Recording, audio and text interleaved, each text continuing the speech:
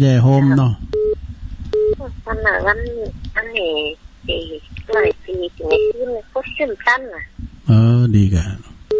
ปงดอนแจ้โฮมเนาะพอดีไหมเลยสวัสดีปีใหม่ได้แม่ฟองเนอะแกงนู้นตัวว่าหมอกะแกงนู้นนู้นเดี๋ยวก็เค็มเนี่ยมันแรงนะไปเนาะแต่นี่ก็ไม่ได้แกงก่อนแล้วเพราะว่าเปิ้นเอามาตานกินแล้วไหนคะได้แกสมัยอะไรขำผมไม่อยากกินครับเตอก่อนเปิ้นมาตานเฮาอุ้ยเป็นดีเสียดายลาบเนี่ยจัดหม้อเนี่ยมันบาดจับปากนะมันพุ่งอยู่โซ่ๆเนี่ยโอ้มันเราขวัญเปิ้นได้ยินกะสุมาเด้อถ้าแต่มันจับปากค่อมนั่นเอาดีกว่าเพชรได้บ่ได้นี่ได้เฮาเอาพริกมานึงเอามาโซ่ทำไมกับเหมาะมาเฮ้ยดีกว่าเพชรน่ะดีบ่เร่งลงมาหื้อน่ะมันเสียงดีเด้อเนาะเอาเพชรหน่อยเหมาะบ่ทุเหลือพุ่งสู้รถกันแหละยินดีแม่เด้อแม่เอาขอบคุณแม่หนักๆเด้อแม่ฟองปงดอนเจริญปอนว่าสาเจ้าสามโอ้หิมพิมพ์ประครูแล้วหิมพิมพ์ประครูละแม่จันติ๊บเนาะเห็นแล้วเจ้าดีกะเกิดตื่นตั้งแต่1นั่นก็ตื่นเจ้านะตุลุงก่อนน่ะเจ้าเกตการลามผมมาโตกับตะปูน่ะไม่มีฝ้ามีฝุ่นเนี่ยก็ถ้าได้ไปเอาเจอตะบัวเมืองฟ้าหมดแต่ว่ากับตกก็แป๊บๆเดียวดินลายเนี่ยไปให้แซ่บก็นั้นเนาะตกเหมือนโกเสงเนี่ยนะมอเยียวจ่าเนี่ยวันนั้นน่ะเจ้าตกหน่อยฝุ่นเดี๋ยวมันจะเหมือนก่อนในโบราณการมันมืดมาปุ้นด้วยนะสมัยเลี้ยงควายน่ะซ้อฮัดจีเด้อก็เดี๋ยวมันตกจะลงมาบ้านๆเนาะจันใจดียินดีนะแม่จันติดเนอโอ้สาธุลุงพระเจ้าเหมือนกันนะจ้ะสาธุสวัสดีปีใหม่โดยเจริญปอนภาษาเจ้าลุงอันนี้แม่แม่พินเนาะแม่พินป่าแดดมาแล้วป่าแดดในเมืองเจ้าฝุ่นมาโต๊ะเนาะนะครับมันมีฝุ่นน่ะบ้านก็หมอกแผ่นดินลายน่ะจ้ะดีอยู่มันมาแจ้งโดดสักวันมันก็เนี่ยมันได้คิวด้วยเหมือนได้คิวแล้วนะเจ้าแม่เนาะก่อนเนี่ยโอ้การเวลาฝุ่นตัดต้มก่อนเปิ้นนำมาใส่หนังขายยาฝุ่นมาตกนั้นมันเดือดถึงฝุ่นว่ะสำหรับวันนี้ฉายไม่ได้นะพรุ่งนี้ถ้ามันเปล่งใสวิยะก็มาดูกันใหม่ใครฆ่าฝุ่นหัวร่มก่อนนะไม่ได้ผ่อนหนังได้ดีนะว่าฝุ่นมาตกก่อนขอบคุณเด้อแม่พินเด้อเจ้าไว้สานะเจ้าแม่พินป่าแดดเจริญปอนครับนมัสการท่านโอ้สายมงคลทำมาละแม่นละกัดอาจารย์หลวงพ่อหรือว่าอาจารย์นะเป็นลูกศิษย์นะคะหลวงพ่อมานิดถ้าได้ปอนทุลุงยองเอาปั่นปอนสีแรงยองเลยก้าอีกสักน้อยบอกเขาบนแรงบุญเนาะตอนบ่าย3 โมงบุญนะแต่วันนี้มาบนแรงตื่นโลกสูงกว่าเนาะเบิ้ลแรงทั้ง3 โมงนะแต่นั่นแน่คนติดตามรายการรู้จักกันละไม่น่ารู้เอาปอนปีใหม่เนอะไม่เคยได้ยินปอนปีใหม่ทุลุงนะโอ้อันนี้อ่านหนังสือจ้าเนอะโอ้ไม่เป็นนะทุลุงแค่ได้ยินปอนน้องก็ใจดีละเบิดอันหือหลวงพ่อมานิดแต่เกมมาเนอะตื้อปันปอนปีใหม่นะโอ้นั่นปันท่านเรียนมาพิษณุวันนั้นคิดได้ฟังปบุญธรรมก็จัดเน็ตเนอะปบุญธรรมใจกาดนะ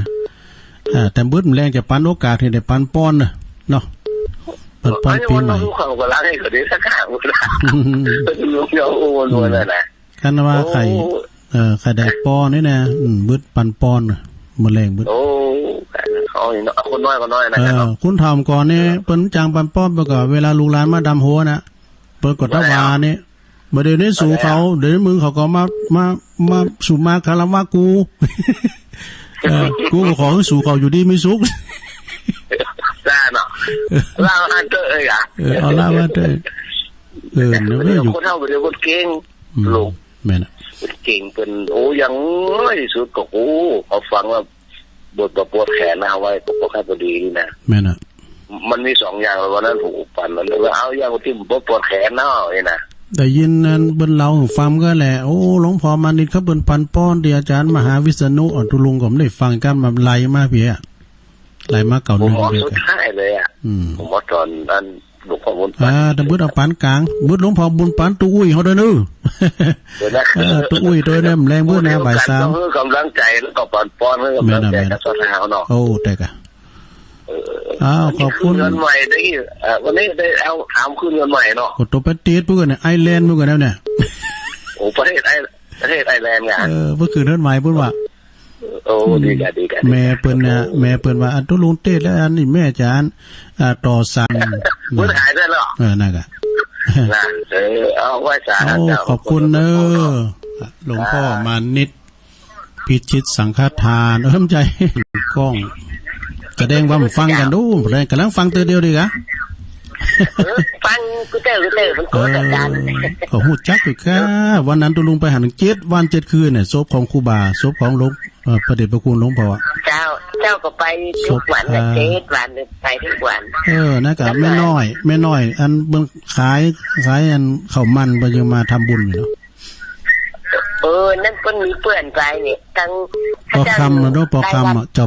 ปอคำเนาะข้าเจ้าอยู่ใต้บ้านกล้องเจ้าส่งกระแสเสียงไปต่างงานปอกำนั่นโดยปอกำนั่นชาญตะบุญทงเนี่ยพี่ใหญ่ไต้โหเฮาแล้วก็ต่างงานปอมนั้นก็เนี่ยปอแสนปอแสนปอแสนพวงยานะหลายๆท่านปวงยานะเนาะขอบคุณแม่สมบูรณ์หลายๆเด้อเดี๋ยวหลวงพ่อเจ้าปรึกษาหน่อยได้ไหมมีหยังอันปรึกษาหน่อยถามหน่อยได้บอกว่าแต่ว่าข้าเจ้าไปเสียเสาขาวดำนะปุ่นแต่ว่าเชียงใหม่ปุ่นบ้านสันทรายมหาวงศ์เนี่ยเพิ่นเสียวันที่9เพิ่นเสีย9บอกมันเป็นอย่างเจ้าเป็นอย่างแหละเปิ้นเป็นอย่างแหละเปิ้นเพราะว่าถือว่าเปิ้นดีละนะเพราะว่าไว้มื้อนั้นได้เป็นอย่างเพราะว่าเปิ้นหันสำคัญอ่ะมีหลายตีหรอกตอนนี้ก็มีเหมือนกันนะเป็นอย่างขึ้นจ้าอย่างละเขาบ่เมื่อไป9ก่อนมันเปิ้นก็ตามหนังสือก็ว่าเนาะนะแต่ว่าวันชนะยามก็มีดอกตามโรงนั้นว่าวันชนะยามแต่เดี๋ยวยามมันบัดนี้ตอนเจ้าเฮาเสียศพตอนบ่ายบ่เนาะนะขอบคุณจ้ะขออนุโมทนาเด้อก่อนผู้สิริพรโยมไปในเจ้าได้กะพึ่งตามได้มันใจมันแค่ดีมันเลือกไปแล้วไปเป็นอย่างอยู่ดีมีสุขได้ยินคนที่เป็นลากกันนี่เนี่ยวันนี้นักพุทโธเป็นอย่างอยู่ดีมีสุขเน้อแม่สมบูรณ์ปันปิ่นตาเจริญปอนไหลสาเจ้าตุลุงโอ้มาแล้วเวงตาการแม่จันเรือนใสมาแล้วนี่เจ้าพาเพิ่นอยู่ต่างประเทศก็จ้ะแม่น่ะเอาใจเพิ่นนั่นก็โอ้ธรรมดาน่ะสิทำไปต่างประเทศพุ่นน่ะสูงกระแสเสียงไปเนาะสูงกระแสจิตไปโอ้ถ้าเพิ่นนั้นเปิดโทรศัพท์เพิ่นก็รับได้หมดเนาะแม่น่ะบ่โตย่อโลกมาแค่ฝ่ามือเองได้หมดอ่ะโลกมีในกำมือแต่บ้านเฮาเมืองเฮาฮะคนที่เพิ่นโทรติดเพิ่นแบบปิดวิทยุฟังมาหมดนะแต่ก็ปิดวิทยุไว้เด้อถ้าโทรติดแล้วก็ปิดวิทยุไว้แต่ก็แต่มันสะท้อนมันฮ้อนน่ะนะตุลุงบอกเลยเพิ่นนี่แต่ก็ลืมไปแต่มันสะท้อนเนาะต้องปิดวิทยุเองแล้วมันชัดดีเนาะถ้าไผโทรมาก็ขอปิดวิทยุไว้กำเด้อแล้วก็ฟังทางโทรศัพท์เพิ่นเด้อนะน้องเจี๊ยๆเพิ่นว่าหมันได้ตุลุงมากี่ลืมแม่นี่ชัดเจนนี่เด้อเจ้าขอบคุณหลายๆเด้อแม่จันเด้อตึกแม่จันนี่ก่อนเนาะก็เดี๋ยวตุลุงจะตัดต่ออยู่นะเดี๋ยวขออนุญาตประกาศและชื่อและนามลืมไปเนาะเพิ่นมาทำบุญก็มีเดี๋ยวกันเด้อขอเดี๋ยวรอไปห่างกันเด้อ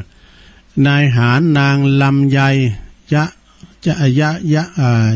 วะใจแก้ว นะยาวาใจแก้วเปิ้นอยู่ประเทศไอร์แลนด์เนาะเพิ่นขึ้นเดือนใหม่วันนี้เนาะขอบคุณเด้อแม่ทองใบสักกีราชทำบุญแถม200 บาทเด้อทำบุญวันเกิดนะขอบคุณเด้อแล้วก็อันนี้เปิ้นทำบุญสร้างกุฏิหลวงปอพันตำรวจเอกสุรชัยยศสุภยศอมรพร้อมด้วยครอบครัวเด้อสร้างกุฏิหลวงพ่อ2,000 บาทเปิ้นมาว่านี่เปิ้นเอาแม่เปิ้นมาแล้วก็เอาหน้าเปิ้นมาแล้วก็พันเอกราชอันนี้เปิ้นทหารเด้อพันเอกราชอินทรักษ์นี่ก็สั่งกุฏิหลวงพ่อแถม 1,000 บาทขอบคุณเด้อแล้วก็มีอันนี้เปิ้นตั้งใจมาเนาะคุณแม่รำพันธ์สุภยศอมรพร้อมครอบครัวอันนี้เปิ้นเป็นแม่เปิ้นนะแม่ของพลตำรวจนะเปิ้นอยู่บ้านเลขที่108หมู่ที่1ตำบลหนองควายอำเภอหางดงจังหวัดเชียงใหม่โลมทำบุญสร้างกุฏิหลวงพ่อทั้ง 4,000 บาทขอบคุณหลายๆเด้อเดี๋ยวนี้ให้ฟังกันเนาะแม่ลำพันธ์เปิ้นไปที่วัดปักตั้งเจริญโพสต์มาที่นี่แล้วก็โพสต์ไปที่วัดมอนฤาษีนะแล้วก็ทำบุญปู่จ้าเสียงตุลุง200 บาทยินดีเนอะแล้วก็แม่วันดีแสนปิงบ้านตำบลยุวาอำเภอสันปัดตองเนอะโอมทำบุญสั่งกุฏิหลวงพ่อทั้ง200 บาทยินดีหลายๆเนาะแล้วก็อันนี้ทำบุญไปหือปู่ลงรับไปก็มี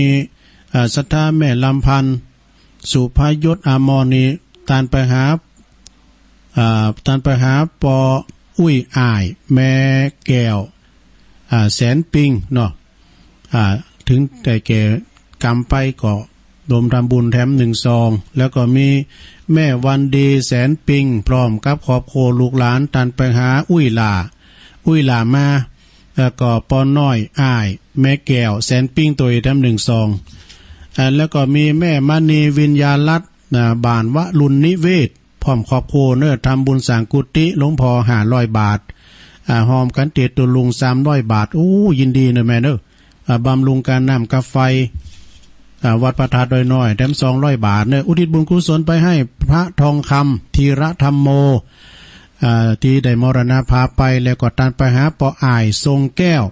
แม่พัดพรหมพิงแล้วก็ปอปรีดาจันทรังสี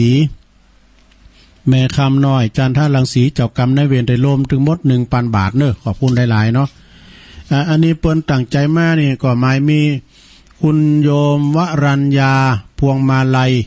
นางสาวกัญญาพัฒน์พวงมาลัยนายสิทธวงศ์นี่กันเนาะธีระเดชพิบูลเนี่ยเปิ้นมาจากปุ่นเนอประตูเจียงใหม่นะรวมทำบุญแถม200 บาทยินดีหลายๆเนอะขอบคุณหลายๆมีแหละได้เยอะนะ ขอบคุณหลายๆเนอะเอาปันป้อนหน่อยเนาะเอาไว้เนอะสัพพิติโยวิวัจจันตุสัพพะโลโกวินาศตุมาเตภวัตวันตรายโยสุขีติคายุโกภวะอภิวาตานาสีริสานิจังวุธาปจายโนจัตตารโรธรรมาวัตันติอายุวันโนสุขังปะลังสาธุเจริญ